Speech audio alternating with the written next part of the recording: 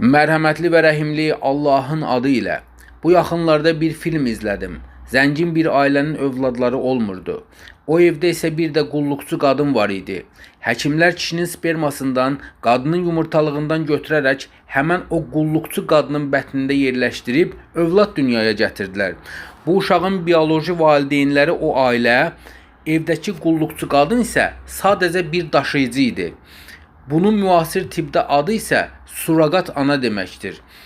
Bugün real həyatda da bu baş verənləri gördükdə insan deyir, vallahi artıq dünyanın sonu gəlmişdir.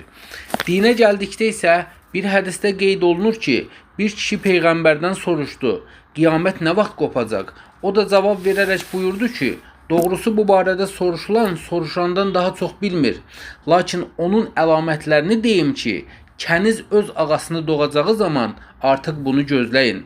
Kəniz qulluqçu deməkdir və bildiyimiz kimi də bu kimi işlərə ən çox tabeçilikdə olan qadınlar razılıq verir. Diqqət edin, hədisdə deyilmir ki, kənizin oğlu böyüyüb anasının ağası olacaq. Bu adi bir haldır. Deyilir ki, kəniz öz ağasını doğacaq. Bu isə qeyri-adi bir haldır.